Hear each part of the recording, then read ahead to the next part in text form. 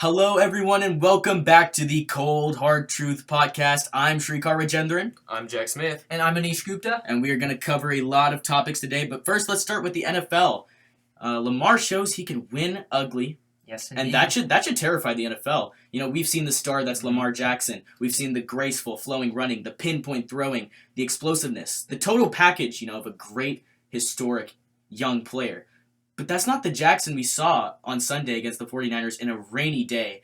And that's extremely bad news for opponents of the Ravens. Instead of Super Lamar, we saw Game Manager Jackson. We saw big brain, grit, and grind. Yeah. I think this game reflects a lot more on the Ravens than it does specifically on Lamar because, it wasn't working for them. I mean, the rain, and it was just like a storm, and they found a way to get it done against one of the best teams in the league in the Niners. And I think that reflects really well on the Ravens. They were able to blow out teams early in the season and recently, but showing they can win in an ugly game kind of propels them up to the best team in the league, in my opinion. Yep, well said. I think the Ravens, they've shown they can blow out teams, but come in clutch, can they pull it out? And I think they were able to. Lamar ran for 100. He threw for 100. He had to do whatever he could to win that game. And the Niners, though we all see it. They are a real team, and Lamar could do that at home. But we have yet to see him beat a very, very good team on the road. And Jackson is just becoming unshakable. Nothing bothers him. Not even a pressure-filled final few minutes with the game on the line against the NFC's top team. It's the rest of the league that needs to be scared even more than they already were. But all that said, I know I'm a Browns fan, but I don't think they should be favorites for the AFC.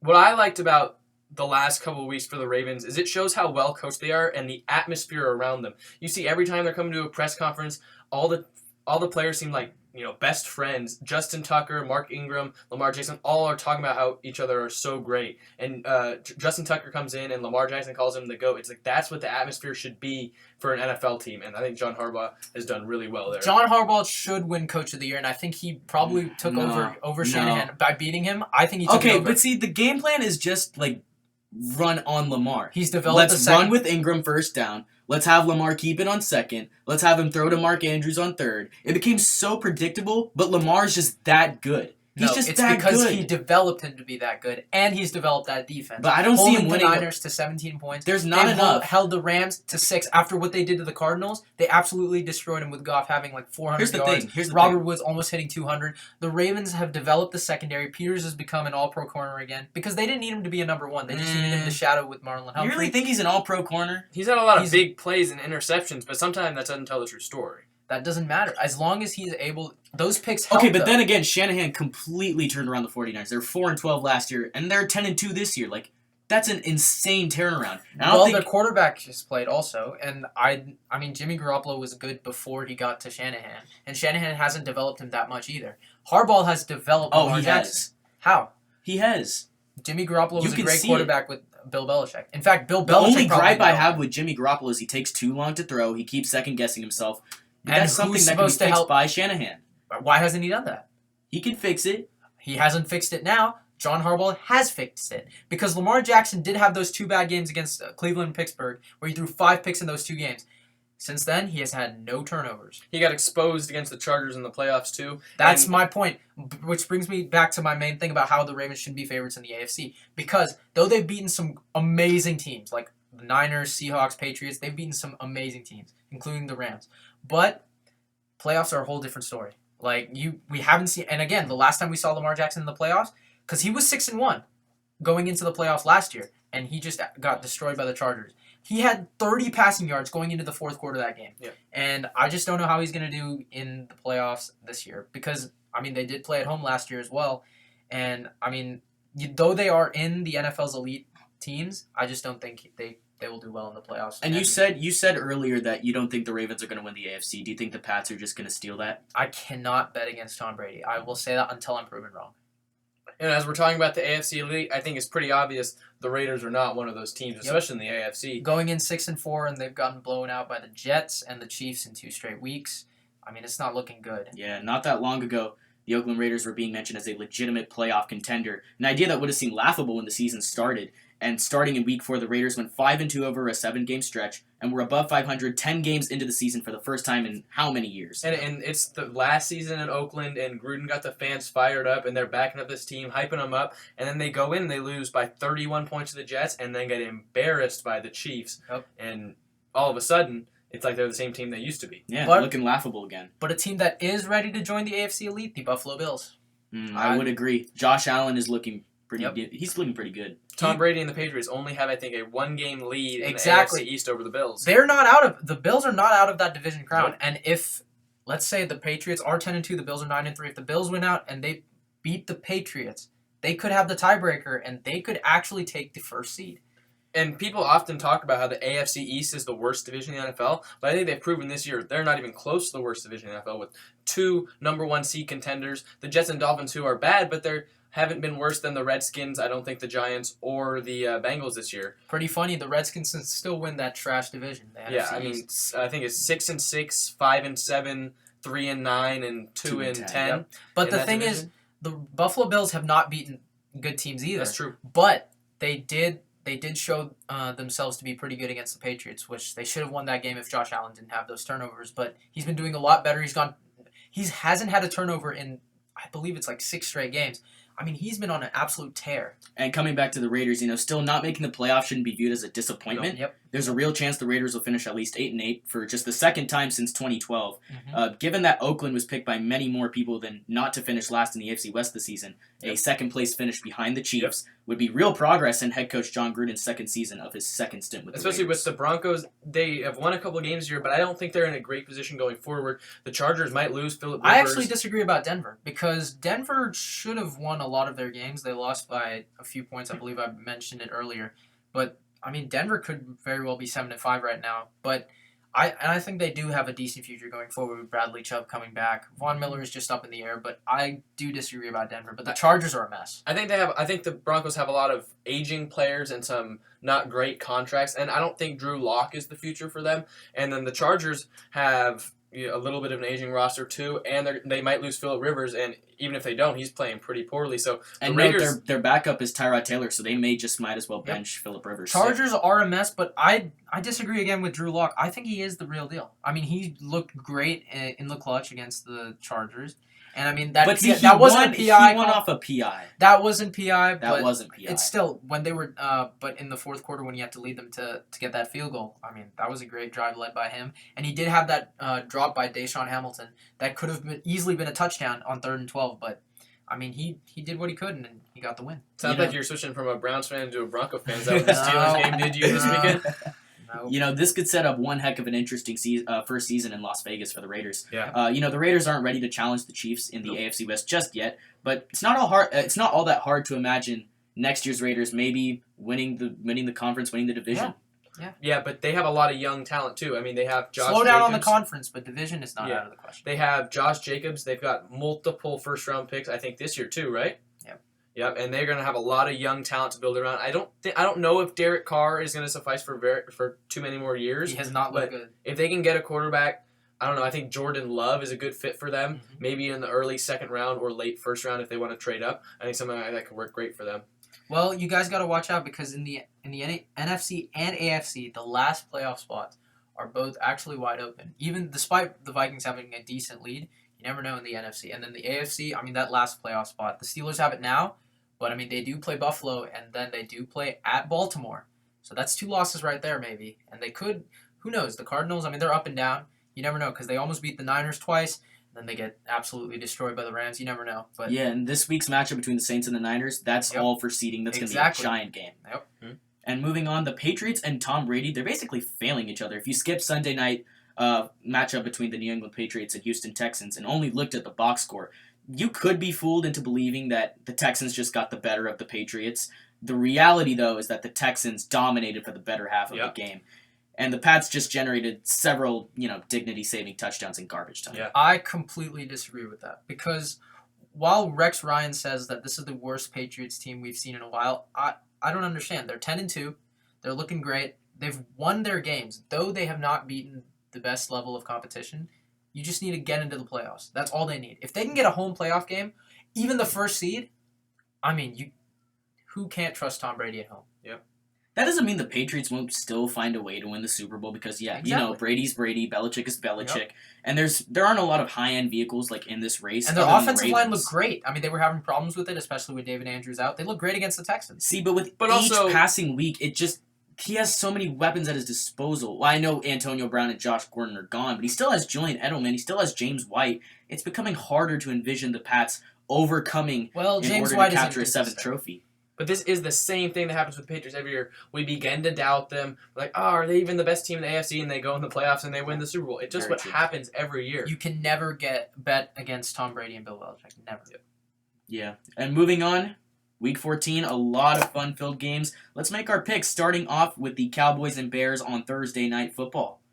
Key factor, watch out for Allen Robinson. He's been going well. You might want to put him in your fantasy lineup. Yes, I would. Where is this game at? This is in Chicago. Don't like to pick Trubisky against teams that are at least 500 or better. I don't think he's that good. But also in Chicago, might be a hard game to play. No one knows what the weather's gonna be like there. It could be really cold, and I think I'm gonna take the Bears. You know what? I'm going to take the Cowboys in a blowout. I'm going to take them in a blowout okay. here. I'm looking at the forecast, and it's looking to be partly cloudy. Okay. I don't think it would be snowing there. So I'd say the Cowboys win in a blowout. I think Zeke's going to have a big game. Cowboys are going to be very motivated after that Eagles loss to the Dolphins. They realize now that they have a legitimate shot at that division. And, I mean, despite the loss to the Bills, I mean, it was demoralizing. But I think this comeback victory against the Bears, I think this is great for a great second half to the season. And speaking about the Bills, there's a marquee matchup in Buffalo. The Ravens coming off the win against the Niners, taking on the Bills, who are also on a little hot streak of their own. Yep. Book it. I'm taking the Bills in an upset at home. No. I'm gonna take the Ravens by 2 scores. Wow. I think Baltimore has beaten good teams this year. I don't think Buffalo's beaten the greatest teams this year, and I just think that Lamar Jackson's just gonna be too much. And mark it, this is the game Josh Allen has one of his turnovers for the first time in a while. I can agree with that, but the Bills at home have been great, and I don't think they get blown out. I think it'll be a very close game, obviously, but I think I will take the Bills to eke it out. I'm definitely going to have the Bills cover. The line is Baltimore 5.5. Okay. But I do think that the Ravens will come out on top. They'll probably manage to squeak by. They're definitely going to be tired from that San Francisco game. But, I mean, their confidence is still riding high, and going into Buffalo, I think they can win that game. And then a quick recap of we got the Colts at Buccaneers. I'm gonna take the Colts. Are you guys agreeing with that? In Tampa, let's see. Jameis Winston, I do not know. I think I'm going to take the Buccaneers at home. I'm going to take the Buccaneers at home. Because here's the thing. I still don't trust Jacoby Brissett all that much. You know, I don't either, but I think against Tampa, this defense is porous, and I think he gets back on track. They had a pretty good game against Jacksonville this week too, or this week on defense. Well, Foles hasn't looked good at all. Yeah, but they still, I mean, they dominated most of that game. I'm gonna take the Buccaneers too in this game. yeah, and in terms of momentum, the Bucs are riding a 2-game winning streak, whereas the Colts are riding a 2-game losing streak, and you're heading into Tampa. But that's I why feel I like think the Tampa. Colts This will is a bounce back. I feel All like right, this we'll is a see. golden opportunity for Tampa to win. Yep. And moving on, we have the Lions at Vikings. yeah, that's actually a good divisional game. I'm gonna take the Vikings. I don't think it's gonna be too close. I will take the Vikings as well. Lions may be out. They may be able to catch the Vikings sleeping. I think it all depends on what happens tonight. Tonight we're recording this on Monday, so tonight is Vikings versus Seahawks. I think maybe if the Seahawks win, the Vikings will be a little more motivated to try and keep up their seeding in the playoffs. Yep. But if they win tonight, they might be coming into a trap game against the Lions. The Vikings do have a legit shot to win the NFC North, and I think they will. But it all depends on this game Monday night. Is Blau playing against the Vikings? Do you think? I think they believe said. so. I think they said he's going. to. Yeah, I'll go with Minnesota. I mean, there is a very real chance at an upset, but I'll take Minnesota here. And then the Redskins at Green Bay. I got Packers. I definitely got the Packers. But if the Redskins somehow win this, they're not out of the division. But yes, I got the Packers. Oh, an interesting game here. The Chargers and the Jaguars. Minshew's back in place of Foles. Do you think he's going to grab a win here? Yes, I think he will. I pick the Chargers every week because I just think there's no way they could possibly They were lose your this Super game. Bowl pick, right? And then they lose the game. Like, they Yep. should not have lost to the Broncos this week. They could They're very just a well very be 12 and talented 0. roster. They could be 12 and 0. Who? Every single one of their losses by less than 7.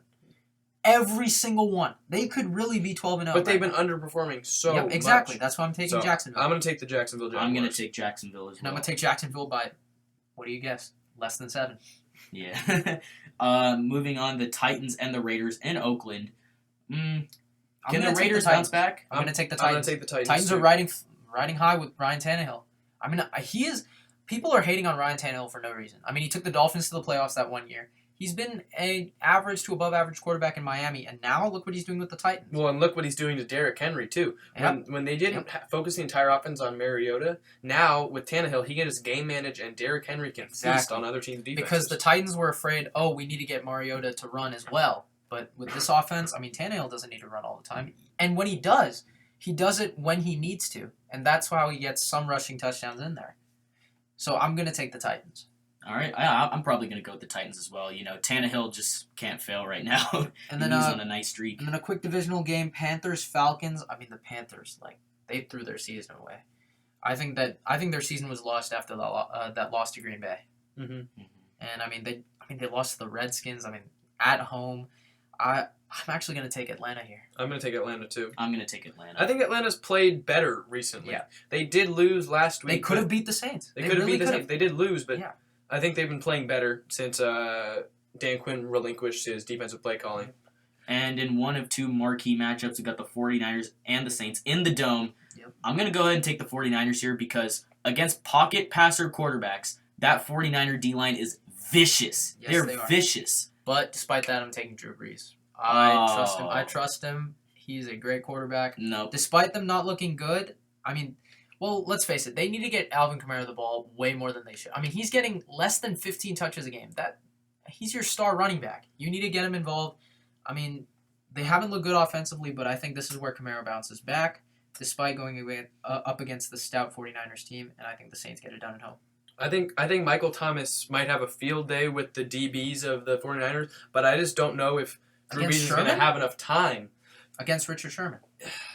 Michael Thomas is just that good to me. I know. But Former Buckeye. But you see the two teams the Niners have lost to have Russell Wilson, a scrambling QB, and Lamar Jackson, a scrambling QB, and Drew Brees, not a scrambling QB, Nope. to put it lightly. So I just think that the Niners pass rush will be able to tee off on Drew Brees, and so I think the Niners are going to pull this one out. Just keep in mind, it's different at the Dome. And a quick matchup, Broncos at Texans. I got the Texans. I got the Texans. I'll take the They're Texans looking too. really good. And the second of our marquee matchups, it's the Chiefs and the Pats in Gillette. This should be quite an interesting game because the Chiefs could easily catch the Pats sleeping here. This Never- game was one of my favorites from Yep. last year, just Yep. back Yep. and forth. But again, never, ever, ever bet against Brady at home. Taking the Patriots. No doubt. I think I'll take the Pats at home. I think they bounce back here. Yeah, I think you put Gilmore on Tyreek Hill, and he's almost a zero for the game. Yep. And I don't know if the Chiefs have another receiver that can really light up the Pats. So I think I'm going to take the Pats in this one. Yep. And the Seahawks and the Rams in LA. I'm going to go ahead and take the Seahawks here. I'm going to take Seattle as well. Well, like we talked about for the Vikings game, it all matters for the Seahawks on what happens today. Yep. But even then, if they lose, I think they can bounce Yeah, back against LA. I think I'm going to take the Seahawks in this one. I think the Rams last game was a little bit of a fluke because it's completely different than the way they've played all season. And I think the Cardinals just were not in a good spot. I believe if the Seahawks win today, they get the first seed. Yeah, They they get the will be the first first seed. seed in the NFC. Niners would drop to the fifth and the sixth seed. Fifth. Fifth seed, yeah. Which means that the Seahawks will be extra motivated to keep that first Exactly. seed. And if they lose, they'll be extra motivated to get back there. So I'll Exactly. take the Seahawks in this one. Same. And an interesting game, the Giants and the Eagles. The Eagles coming off a shocking loss to the Miami Dolphins. They the defense is thrown in the towel. I mean, we all thought the secondary was going to look good after those. I mean, they looked good against the Pats and the Seahawks. And now, I mean, what? I mean, how do you let the Dolphins do that to you? I mean, you let a kicker score a touchdown on you. Yeah. From a punter. From Yeah, a punter. From a punter. They ran the same formation the Colts did against the Pats like a while Except the ago. Dolphins Except the converted Dolphins it. got it, yeah. Exactly. But I'm gonna go with the Eagles here. And then a quick game. I mean, Bengals Browns. I mean, it doesn't really matter. But the Browns do have a chance, but it's close to nothing. I would take. Where is it? It is It's at in Cleveland. Cleveland. I'm going to take Cleveland. I'm gonna take Cleveland. I think the Bengals just cut a sleeping Jets team. I think they want to week. keep the first pick because they can still keep it with one win. Yeah. So I mean, Cleveland 5-7. Kitchens is. I mean, he's gone. I mean, after wearing that Pittsburgh started shirt and not living up to expectations. How can you do that? You Just cannot do that. keeping a small break in the picks. How can you think that's a good idea to wear out in public? Like, I don't care if He's you gone. didn't think anyone was going to see it. He's gone. It's I mean, the only way the Browns even have a shot is if they beat Baltimore at home, which is a big if. But then again, they did beat them by a lot at Baltimore.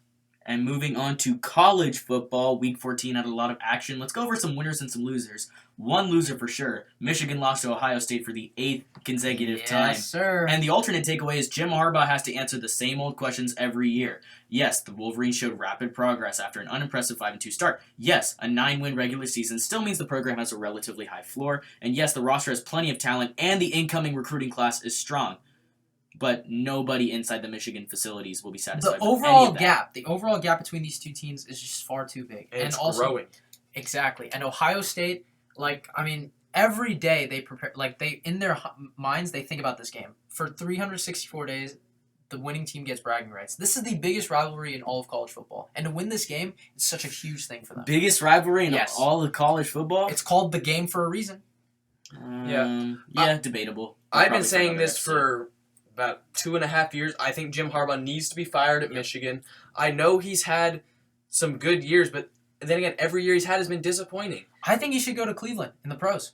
No, he's not ready for the pros. No, I think he should stay. He with did college better in the first. pros than he did in college. See, but 3 straight I NFC feel like he's a better championships. college coach. 3 straight NFC championships. I think he's way better in the pros. He just knows how to get to players. And But going there's no back, talent gap going in the NFL. down to There's college, not as much of a talent gap. but going down to college and coming back to the pros, that's a tough transition. That's a really Well, tough if anyone job. can do it, it's Jim Harbaugh. I believe in him. I don't think in the game's history, I don't think any coach has started 0-5 in their first 5 games as a Michigan or Ohio State coach, Yeah, and they also did their job. no team has ever given up 50+ points in back-to-back games against Ohio State or Michigan. Yep. So In the game. except for Jim Harbaugh. So Well, I was He's done happy both. camper on Saturday. Yeah, despite the frustration for some Michigan fans, Harbaugh isn't going away, but neither are Ryan Day, Justin Fields, or the Buckeyes. I think No. Harbaugh's here to stay, for being honest. I think he's gone, and I'm telling you, Cleveland would be a great fit. I think it depends on what they do in their bowl game. If they lose their bowl game, I think he's gone. Even if they win, I think there's a chance he's gone too. I agree. I think Michigan believes they are a high prestige program, a historical blue blood program. So I don't think they're going to want to lose to Ohio State year after year after year, and it wasn't even close. 5 straight years of disappointment. Yeah. Throw in Ohio State's dominant victory and the trifecta of top 4 teams that played at noon, they thrived. Number 3 Clemson held South Carolina to 174 yards. They got a 38-3 victory, so they're 12-0. Justin Ross and T. Higgins combined for 212 receiving yards, and all 3 of Trevor Lawrence's passing scores, while Travis Etienne scampered for 2 touchdowns. Defense once again carried number 4 Georgia, which forced a remarkable 13 punts in a 52-7 thrashing of Georgia Tech. And although a slow offensive start and 3 lost fumbles put a damper on Georgia State, the Dogs are still 11-1. Heading into the SEC championship game opposite LSU, and all 3 programs are a win away from reaching the college football playoff. And just a quick note, I agree with the top 4. Georgia's here to stay, but they do play LSU, and if they beat LSU, I think LSU still stays at 4. There's a lot of chaos if they lose to LSU, however, because there's multiple teams that want to get in, and I think they're going to lose to LSU. LSU, But looks would so Georgia dominant stay at at number the 4 as a 2-loss team? No, they could not stay in over Utah or Oklahoma or even Baylor if they win. A 2-loss team has never made the college football playoff. Also, this is the first time Alabama has been out of the top Yeah. 5 in 4 years. That's just crazy to think of. Nick Yeah. Saban's been doing a great job there, but a little bit of I disappointing mean, season it was this year. careless. They were just careless mistakes against Auburn. And, if you watch that game, that was an amazing Iron Bowl. A classic. Obviously the kick went wide left. And, it sucks off the upright. Alabama falls to Auburn. Auburn gets the win that that their seniors so desperately wanted. Yeah, I was saying, I think one winner is just everyone who watched that Iron Bowl game, especially. Don't forget, I think the Auburn. biggest winners were the Oklahoma Sooners. Mhm. When they lost, to an unranked team, they thought everything was down the drain. But to what they needed to get back in this playoff race, they've literally had everything go their way, and now they have a legit shot to get that 4th seed along with Utah and obviously Georgia in the mix as well. Or if Baylor beats if Oklahoma. Baylor beats Oklahoma, they get in as well. Another big loser is Minnesota. You know, a couple weeks ago, we were talking about how they were one of the better teams in the nation, but now, Oh, yeah. I mean, Had a big chance. multiple losses, including a not even really close loss to Wisconsin, who just pounded the rock. And Wisconsin was just an overall better team, I Yeah, think. But I feel like the Minnesota Golden Gophers, they're still trending in the right Yeah. direction. I think yeah. PJ Fleck is a great coach, and I think with a couple good recruiting classes, they could be a perennial contender in a couple years. But let's be real, they were nowhere close to being the best team in the Big Ten. No. I think we Yeah. know who that was. I think the Big Ten is easily the best Power 5 division in all of Oh yeah. college football. Yeah, Minnesota, it just appears they're close to becoming a regular threat in the West. Simply having an opportunity to win the division is progress, but the next step is winning a game of like that magnitude against Wisconsin, you know? And one But- could argue that the SEC is the best, but I mean, It's close with the Big Ten. it's though. close. They have some really good teams, but they also have some pretty Yeah. awful teams at the Yeah. bottom. Like, yeah, the Big Ten has Rutgers, but other than that, there's a lot of good teams in there. I mean, I really hope Utah gets in as the fourth seed. I mean, because we'll get a really good balance of conferences in this playoff. But like, don't forget, I mean, the seeding will have a factor. I mean, you never know with Ohio State and LSU; they're neck and neck. You never know. I think if LSU beats Georgia, I think they lock up number one though. But yeah. unless Ohio State dominates Wisconsin again. Mm-hmm. It's gonna be a great game if we get to see LSU Ohio State because Oh yeah. I don't think either of those teams can lose right now, but something's thing gonna is- have to give. But keep in mind, LSU and Ohio State, though they have top two offenses, Ohio State has a top two defense, and Yep, that's LSU true. has the 44th ranked defense. Mhm. That is a big difference. Keep And in But one mind. also, interesting- I think LSU has played some better teams Yes, this they have. year, especially offensively in the SEC. But don't ignore the teams Ohio State has played. That's true. And one interesting matchup in that game would be Joe Burrow versus Justin Fields. That Yep. would be a very nice matchup to watch. Yep. And moving on to the NBA, you know, the decade's coming to a close. Let's hand out some all NBA decade awards. Starting off with MVP, I feel like this should be unanimous, but who do you guys think? I think LeBron James Yep. has to win. Yep, agree. I think you can make an argument for Steph Curry, but Nope. LeBron is just. Not at all. I think he's the best player of all time. You could make an argument for Steph. Steph Curry is 0-9 in game-winning shots in the playoffs. That itself. But still, think about the completely impact. eliminates Think about the impact he made. I would take KD. Look at how over- much the three-point shot is accelerated during his That's play. but that doesn't mean he's the most valuable player. That's true. He's But not, also- he's not- That's what the MVP. Also, is. he transformed the Warriors into the dynasty they were. I mean, you could say Steve Kerr, but he was the original one that was able to change the Warriors' fate. I and would become say a Klay dynasty. Thompson is more valuable to that team than Steph Curry. No. More valuable. Not saying he's a better player. More valuable to that team. Who has to guard the team's best player and put up 20 a game? It's Klay Thompson. Steph yeah. literally shies away from the best player on the His other He's side. perimeter still a defense. He's still a decent defender. Nah, his Nope. perimeter defense isn't all there. Yep, and steals don't mean everything. But you know, Stephen Curry changed the game. James Yes, Harden he did. changed it again. Kawhi Leonard won Finals MVP for two different teams. Yeah, but Kevin he's like- Durant. Kevin Durant was probably the decade's second best player overall. No question. Yep. Still, No this question. one wasn't all that close. MVP, I'm going with LeBron James. Westbrook was pretty good too, but I don't think you first can three give it to first anyone round but LeBron. exits in a row. 3 first round exits. I in a don't row think you does can not judge say- MVP solely based. I mean, if you're You doing have MVP to, based on on winning. best player of the decade or most valuable to their team of the decade, It I goes think- both goes to LeBron. Yeah, okay. I mean, Westbrook was pretty valuable to the Thunder, but also LeBron was able to bring his teams to the finals when they weren't even very LeBron good. won championships. That's true. Westbrook won regular season Yeah. awards. I'm not arguing that Westbrook should win, but he should also be in the argument a little bit, I think, as valuable to his team. Yeah, moving on. You know, there are a handful of ways to approach this, but if the object of playing NBA basketball games is to win enough of them Yep. to contend for and secure a championship, then nobody was better this decade than the Golden State Warriors. You know, the Dubs' .628 winning percentage, it only ranks third over the last 10 seasons, trailing the San Antonio Spurs and the Oklahoma City Thunder. But we don't really judge a team's quality on its But if regular we are talking season about alone. if we're talking about best individual team for a season, it is the 2012 to 2013. I'm talking about best Miami team Heat. of the decade. No question. It's Best the team Golden of the State decade. Warriors. I agree. Yeah. I'll still take the 73-9 Warriors over that team. They were just dominant. They set so many records that year, and yes, Yep. they did lose in the playoffs, but also I just feel Dominant like in the finals too, right? yeah, but No.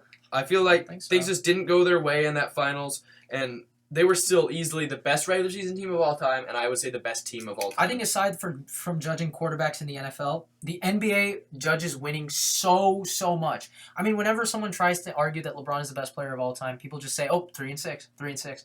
that should not be the main basis, but that's just how it is. And winning does play a big factor, and that's why the 73-9 Warriors will be the 18-1 Patriots.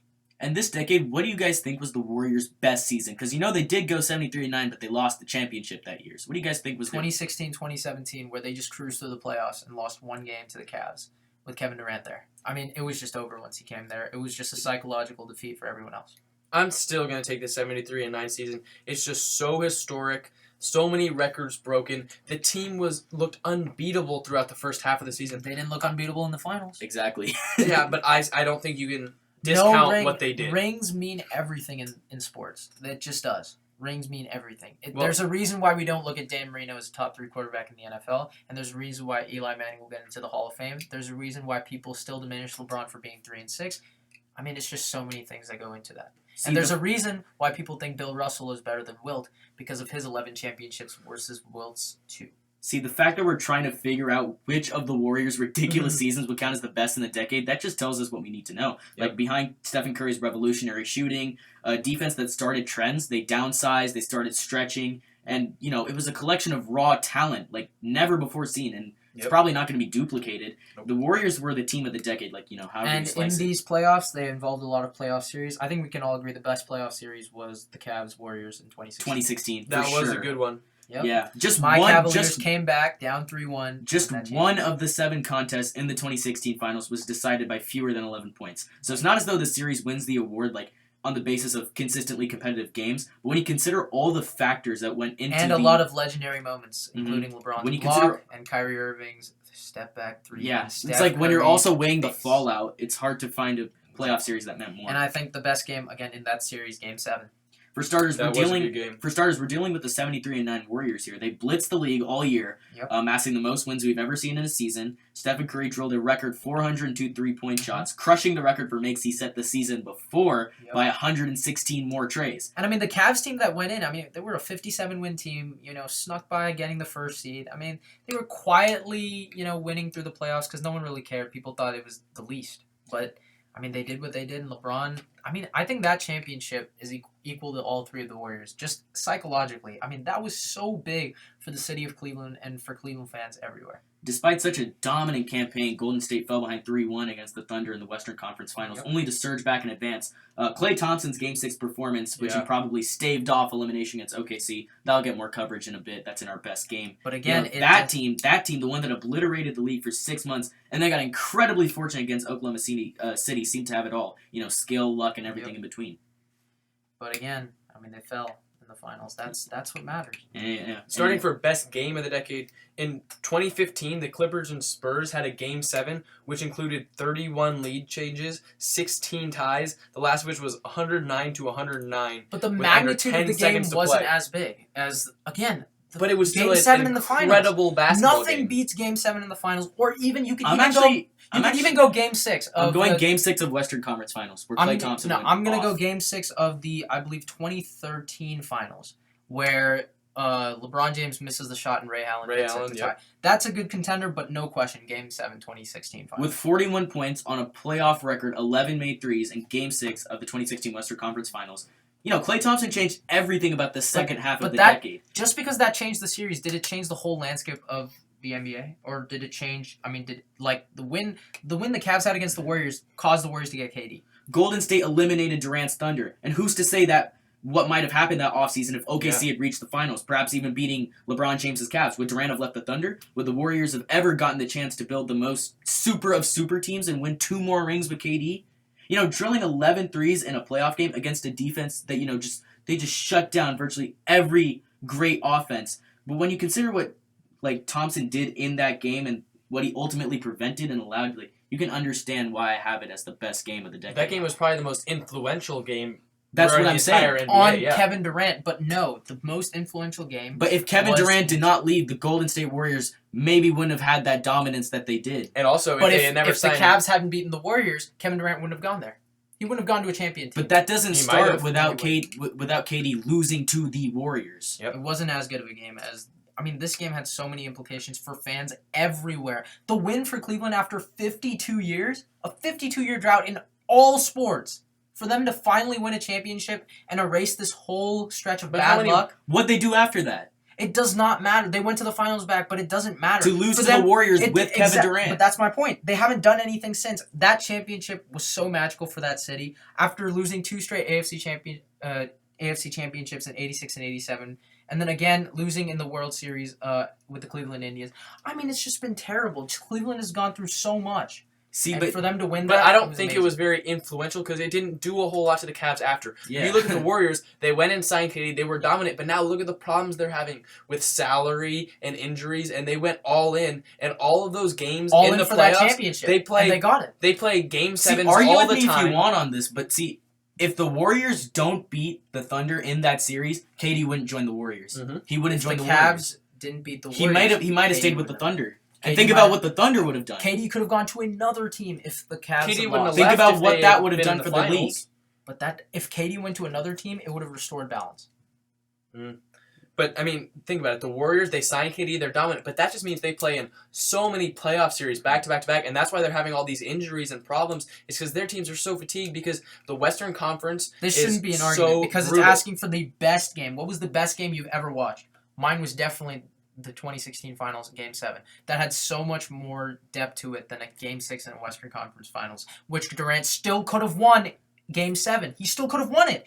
Game 7 of the 2016 Finals, it was it. Do or die. It was do or die. No team had scored in 3 minutes until, obviously, when LeBron blocked it and Kyrie hit that 3. That 3 literally shut down everything. The Warriors were so stunned. I mean, Steph Curry He hadn't couldn't do really shut it anything. down because Curry could have still. Yeah, and what did he do? He missed. He That's why he's missed. 0 And 9 that's in when game everything winning. shut down. He's 0 9 in game winning shots in the playoffs. That number will always haunt him. Talking about shots, let's move on to the best shot of the decade. There are a couple good candidates. You might say Ray Allen, but I want to talk about Kawhi's shot to beat the Sixers and send the Raptors to the finals last. Or What That is to a the good. That's a conference good finals last argument, year. but no question, it's Kyrie's step back in that very game. Okay, Oh, you here we are go. the most Here we biased go. Cavaliers fan. That's all you've been able to It's- talk about the whole episode. Think about it. The best playoff series, again, it's the Cavs Warriors. Best game, Game 7. The best shot was the shot that ended it all. Kyrie Irving shot.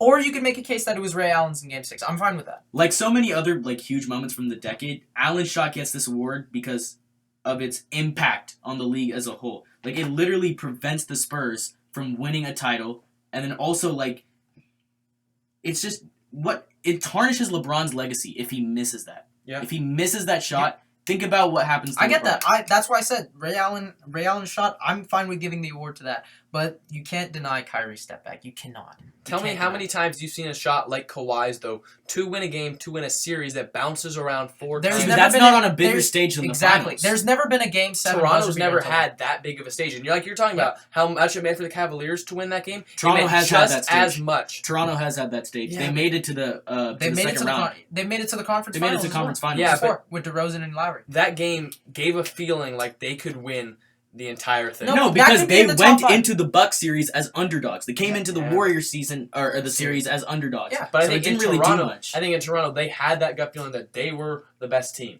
and I think Kawhi proved it. I with think that we can shot. rank it. I think Ray Allen's shot or Kyrie's step back should be tied for 1, and then I think Kawhi's. You could put it maybe a 2. I mean, but I'm going with Ray Allen because Ray Allen's shot. Yeah.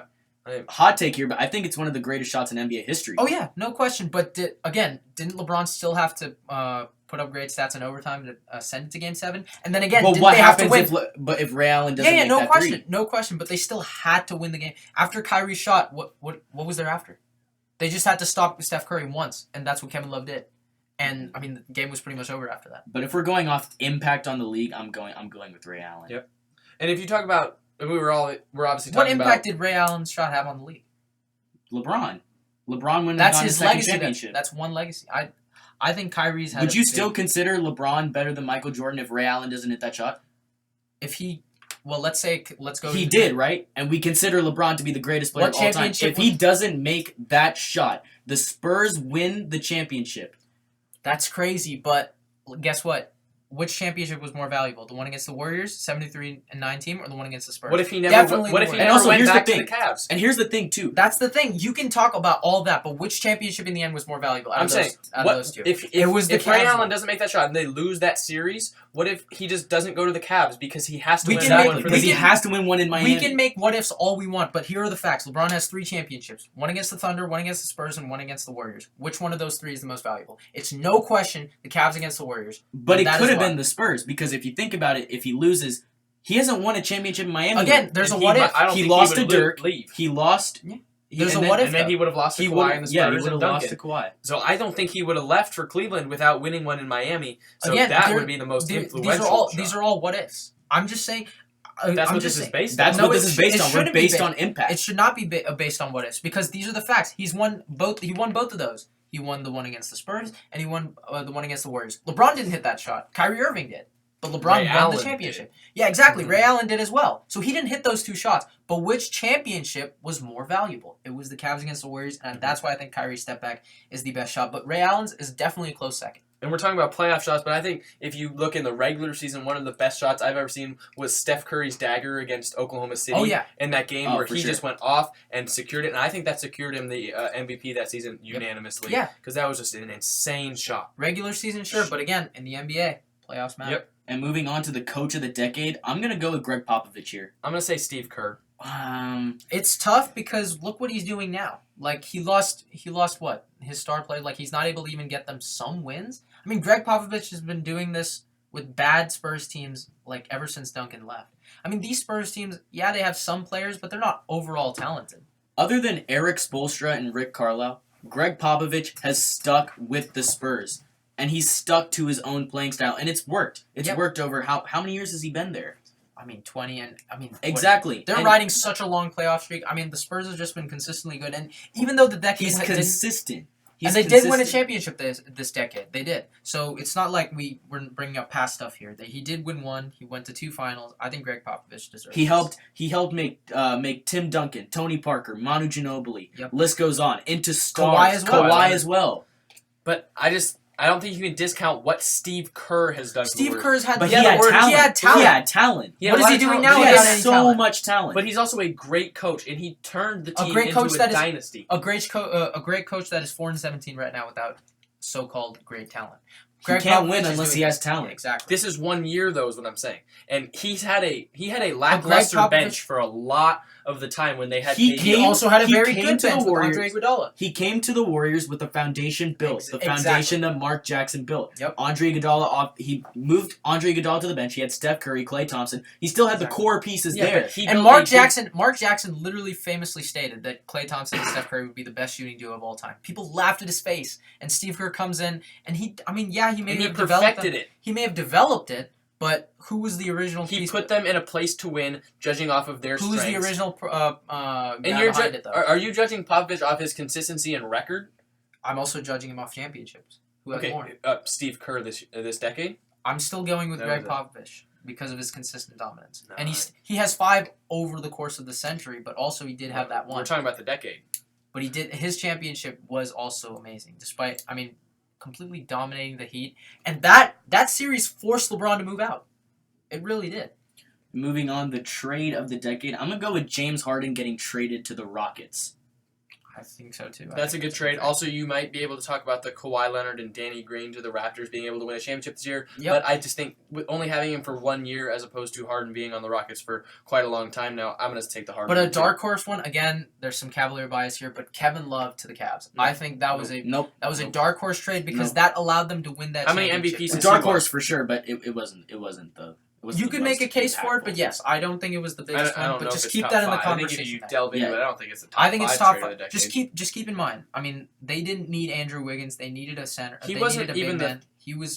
He was influential in that playoff series when he was healthy. Because again, keep in mind the first season they were together, he got injured in the first round. The second season when they were fully healthy, he was the one who stopped Steph Curry on that last shot.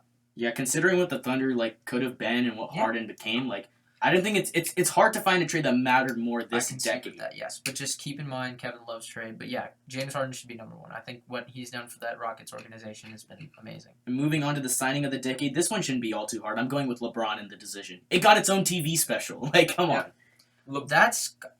I might go with KD. I think I'm going to go with KD, too. I'm going with LeBron.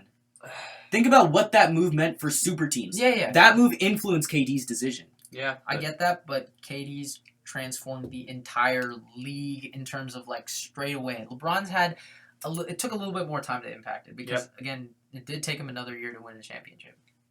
But that's how LeBron got his rings. He got 2 in Miami, kind of cementing his legacy more. Comes back to Cleveland for closure. Oh yeah. So I just feel like, and that's really, it really just impacted KD's move on as a whole. If we're looking at super teams in that perspective, I think LeBron's move definitely impacted KD's I think move. what we've seen here throughout this decade, there's been so many big moments, so many big controversies here, especially, I mean, with each, as the list goes down, there's been so many arguments here between us three regarding which one is the one. But, I mean, I think it just goes to show this NBA decade has been magical. And it shows you how much that we're evolving around a lot of the common players. It just shows you how much this decade has been dominated by the same people. Yep.